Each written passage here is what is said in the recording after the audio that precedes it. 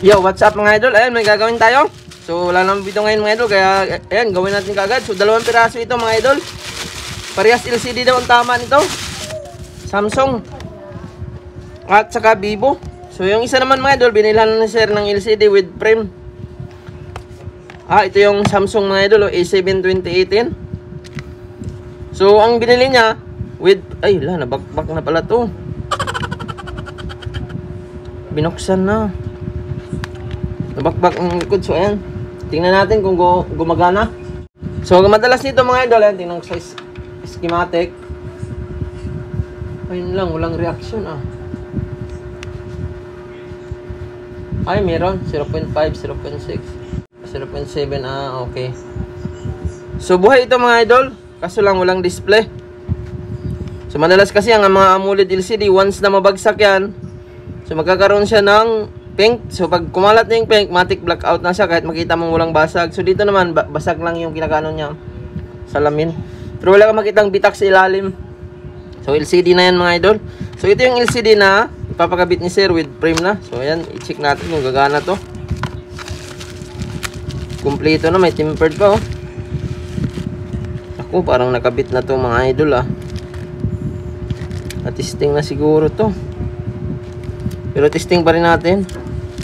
Baka na overdrain ba or hindi mag-display. So kung hindi mag-display yan, ay matik yan, damage ang LCD.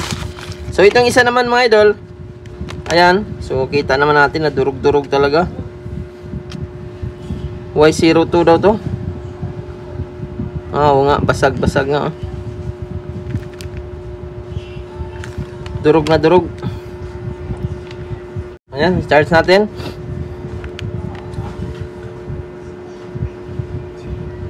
Yun lang, walang reaction mga idol.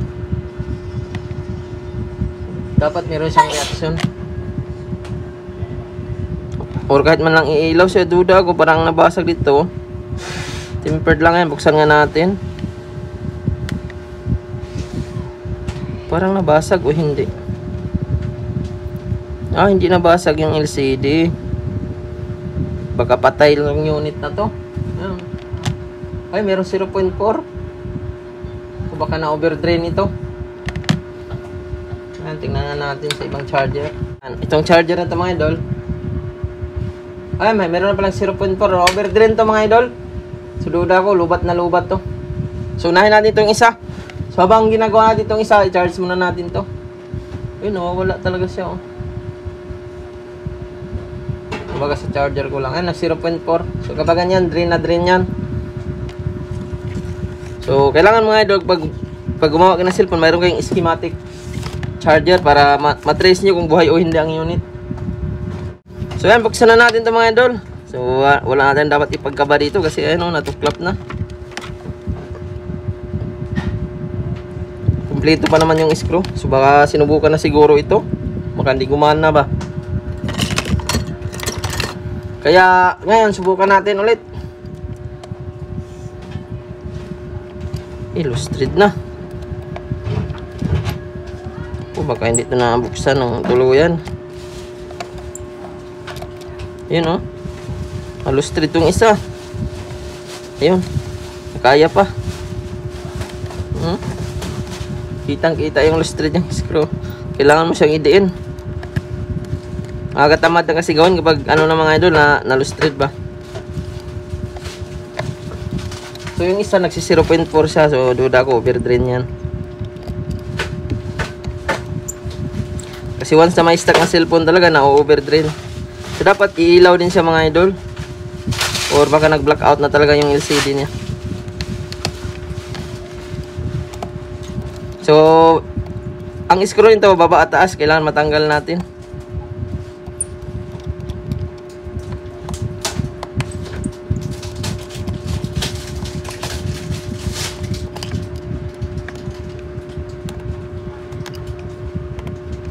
Ayan, natanggal na natin. So, ito mga idol. So, pwede naman pahuli natin to. So, pahuli na lang natin yan. Baka mamaya hindi pala ito gumagana. Tanggalin natin yung SIM tray. Saka natin iangat. So maganda naman ang with frame sa Samsung mga idol pag nagpalit kayo ng kahit class E siya. So ayan, class E lang pala yung mga idol, hindi ko nasabi kanina. Hindi siya AMOLED. So kapag AMOLED din kasi maganda naman talaga ang AMOLED. Kaso lang isang bagsak na yan. Pag nag-pink na, matik yan. Tuloy-tuloy siya. So natanggalan natin. So i-check natin kung gagana yung LCD niya. Ito yung connection ng LCD. Tanggalin muna natin unang battery connection. Ayan.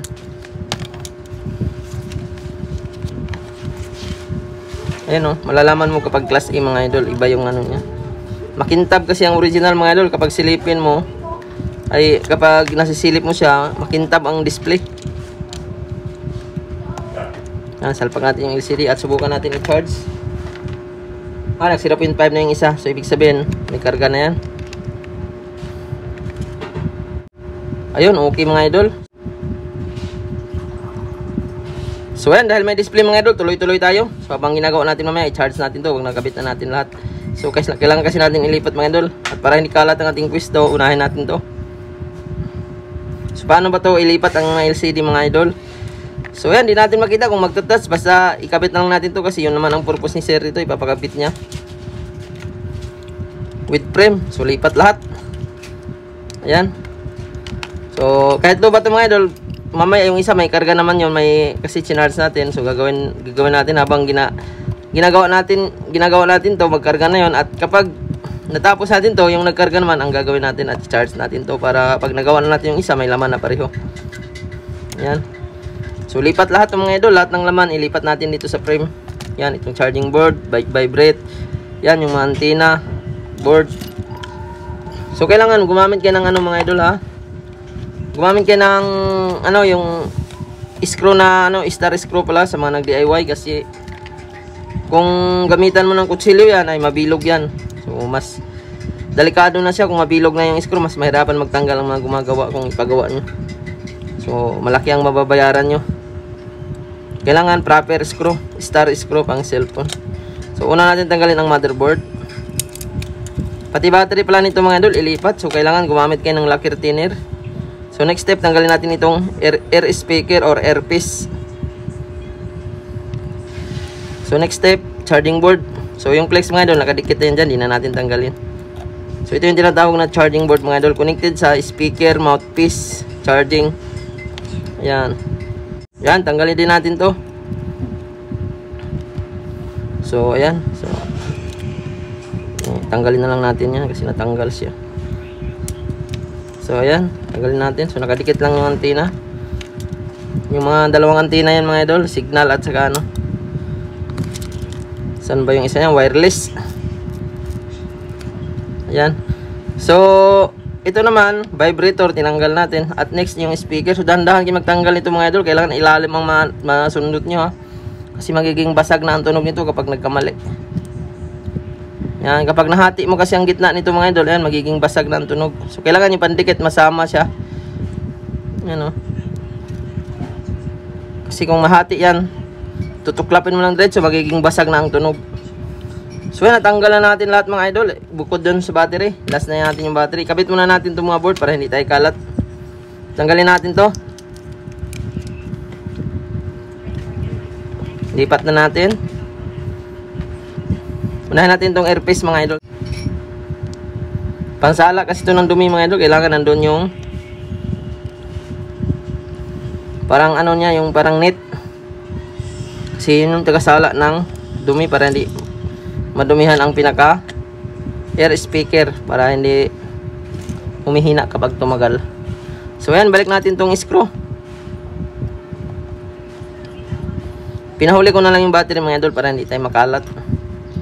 So next step is ikabit natin tong ito, wireless antenna. Yan. So sa baba siya. Kasi kailangan sakto siya dito sa ano mga idol. Yan. Medyo bitin kasi andito banda. So ibig sabihin mali yung pagsalpak natin. Dalawa kasi yan. Yan, sakto. So next step, itong charge. Itong ano, vibrator. Yan, naglagay tayo ng konting ano, T7. Tapos speaker mga idol. Yan ang isunod natin. Yan. Para malagay na natin yung charging board. Yan. Yan, ilagay na natin. So next step yung ano. So isalpak, mamaya na natin yan. Sunod natin tong battery. So mag-apply tayo ng lock retainer mga idol. So ilang seconds lang yan, tanggal agad yan. Pwede rin fluid mga idol, para iwas lubong battery kapag mainitan. So wag nating initan ang battery kasi yun yung kusog yung bakit lumalambot ang baterya. Pag lumambot ng battery, madali na siya malubat. Minsan naman magpatay-patay siya. So binigay sa'yo, hindi nagpapatay-patay, wala na kung buhay, ay no choice ka kasi lumalambot ng battery. Saka natin iangat. Wala pang 1 minute, angat na natin. Lambot na yan. Yan o. Pag pumasok na kasi ang ano yan, maano yung dikit nya, yung T7000, malulusaw. Lumalambot ba? Kaya hindi siya lulubo pag tinanggal. So ma-apply tayo ng double safety tip. Yan. Tanggalan natin ng balat. So yung maiwan dyan, yung pandikit na mismo. So saka natin isalpak. So ayan, same ano lang, same procedure lang, sundan-sundan nyo lang. Huwag nyo isalpak mo ng battery mga idol pag naglagay ka ng LCD. Dapat huli siya, yan, kagaya ng huli salpak na natin para di mag short ba, kasi may mga unit talaga na mag short siya kapag nakasalpak ang battery una, tapos sinalpak mo yung LCD, mag-cause ng blackout yan, magulat ka, namatay ng cellphone, panay vibrate na lang. O yan, tapos na. So ito mga idol, lagay na natin to mga screw sa baba. So maganda nito mga idol sa mga Samsung with frame, kahit class A wala siyang angat talaga, pero kung walang frame yan mga idol, asahan nyo talaga yung grabing angat, mababad trip ka. So maganda kung magbili kayo, lalo na mag DIY, LCD with frame ang bilhin nyo. The best talagang, kahit class A siya, di mo na kasi kailangan siyang idikit mga idol, di mo na kailangan dikitan ng T7, matic na siya. Ayan, subukan natin i-charge.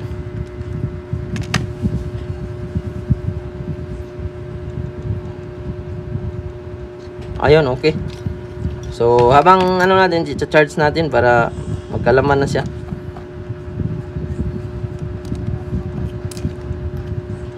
Ayan, balik na natin lahat ng mga screw. At tingnan natin mamaya mga idol kung gaano siya kapitid at gaano siya kalinaw.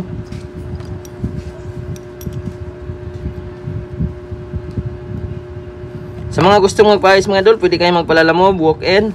Kapag malalayo naman, pwede kayo magpa-LBC, GNT, GRS, or any courier mga idol, Plus Express, Shopee, yan, yung mga pinapadaan nila sa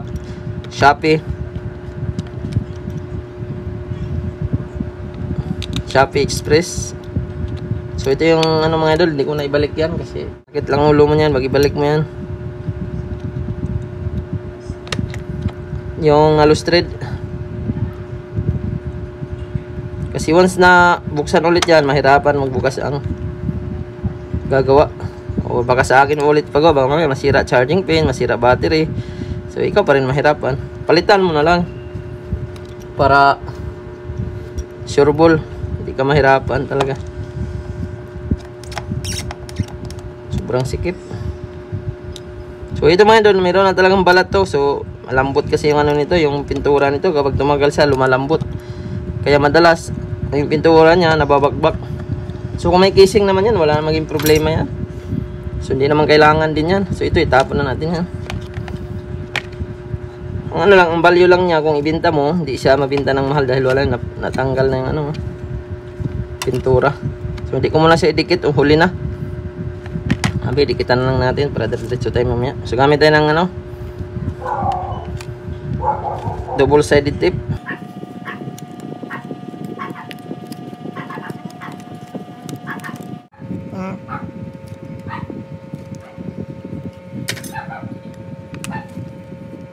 Sa full na to. So, overdrain mga idol. So, ito ang bagong LCD ay may mga plastic talaga yan. Ayan, oh. So, warranty yan. So, kailangan di muna natin tanggalin yan para hindi magluko to. Pwede ni sir ibalik sa pinilhan niya. Yan. So, nilagyan ko lang ng double sided tip mga idol. Pwede naman para in case bilhan ni sir ng takip, hindi siya mahirapan magtanggal. Siya, may casing naman siya, oh. Yan, nagcha-charge sa mga idol, lubat lang. So yung isa, 0.6 pa, oh. 0.5, 0.5, 0.6. Malamang may laman na to, pero hindi kalakihan ng laman. Ayan pala, oh, may nag-uon naman pala siya. Ano kayang problema? Ayan, check nga natin. Tabi, ayan mga idol, nag 0% na siya, oh. So habang ginagawa natin itong isa, i-check natin.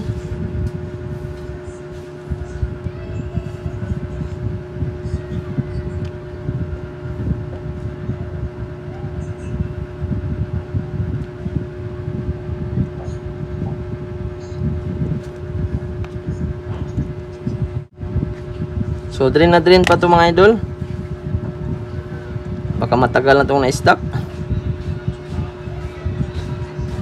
Nawawala ang display. Nag-vibrate na siya. Inon ko na eh. So malamang LCD talaga ang tama nito mga idol. Ay no, nawala, oh. Nag-vibrate na siya eh. So yan, palitan natin ng LCD. Nawawala-wala ang display. So yun ang mga sakit nito mga idol. Pag nagba-blackout siya, matik LCD na yan, hindi na ma-repair. Pero kung umangat lang sana to, makikita natin. So pwede natin check yung light flex kasi minsan napuputulan ng linya. I-check natin to.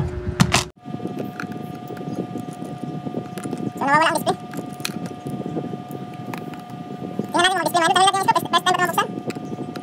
Kasi may speaker pa. Buti na lang natin na lustig yung size ko. Nakuha pa natin. Kailangan i-in na lang. Yan yung pagtanggal ba. Hirap din kasi pag na talaga yung loose thread na. Maubos yung oras natin. Tanggalin natin to dahil nandito ang charging flex mga idol. Medyo lubat pa kasi ang unit niya. Yun, oh. Tigas din. Pag ito i-DIY ito at wala kang gamit, naku, huwag nyo nang subukan kasi napakatigas ng mga screw nito. Yun, oh. Kailangan talaga nakadiin yung kamay mo. Kapag mahina ang kamay mo at wala kang gamit, naku, loose thread agad to.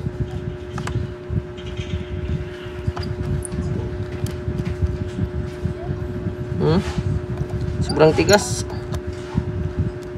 So, ayun, naka-lock talaga yung ano niya, oh. Yung screw niya, malaki ang grano sa mga ano niya. Bawat ikot.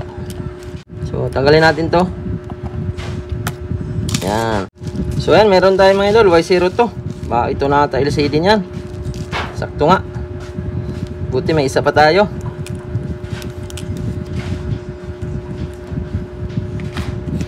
Testing natin to. Ito na nga yun. Y02.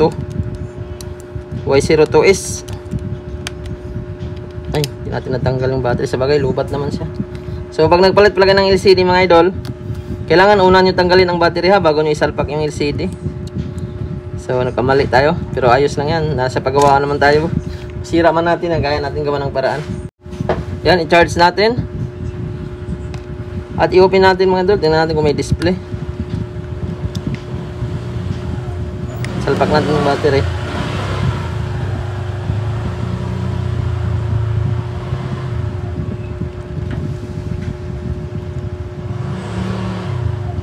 Nawawala nga siguro ang display nito. Wala ring display, oh.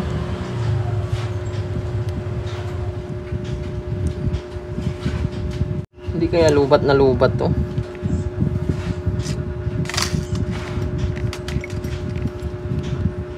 Itong isa 3% na. So yan, subukan nga natin yung charger na to. Baka sa charger lang.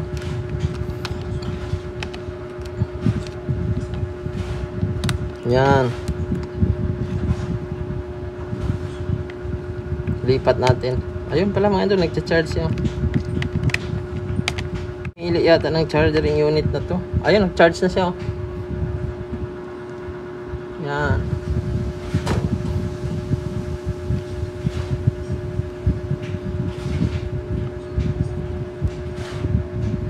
Overdrain.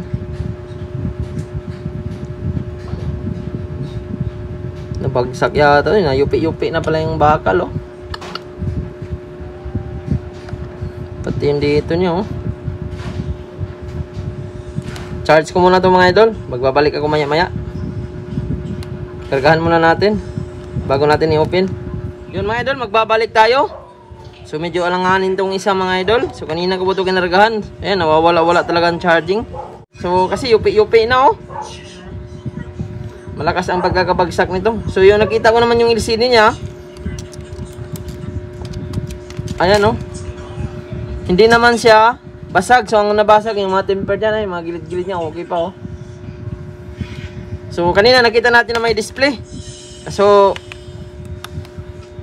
minsan nawawala, minsan meron. Nag-on minsan, minsan ayaw. Kaya ang may tama dito yung pinaka motherboard na. So kausapin muna natin yung may-ari sa status ng kung ano yung nangyari. Kasi yan, yung LCD talaga yung mga doon nakita ko na hindi naman talaga basag. So lagi siguro itong nababagsak. Kaya pati board, nagkayupi-yupi, nasira yung board. So itong isa na lang anuhin natin. So ayan, yun natin. So tingnan natin kung mag-touch. So negative tong isa. Hindi natin nasabay sa paggawa dito para di tayo matagalan. So kausapin ko na muna mayari kung ipapagawa niya yan. Mukhang tinamaan yung CPU. Tingnan natin kung mag-touch mga idol. So ito yung LCD niya kanina, oh.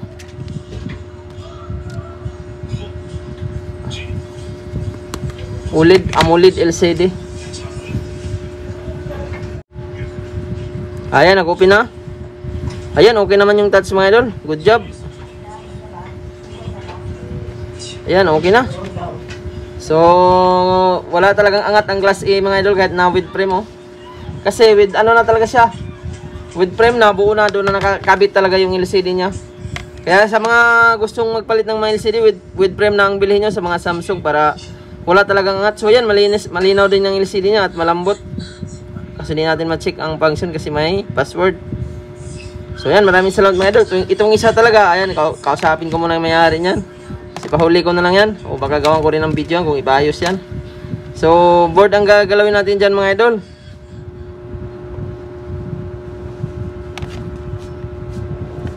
So ayan mga idol, sa huli nagawa ko rin yung niya, ayan. Yung unit niya, so LCD pa rin niya ito. Ayan, medyo basag siya pero gumagana pa. So ang basag dito mga idol, yung tempered lang, pero yung LCD niya ay goods. So pwede natin tanggalin to, palitan ng tempered. So, nag-crack lang yan mga idol, lagi siguro nababagsak. At ito yung isa, okay na rin. So at mahalaga mga idol, hindi natin napalitan ng LCD, original pa rin. So maraming salamat sa inyong panonood. Sana i-share niyo po ang video natin.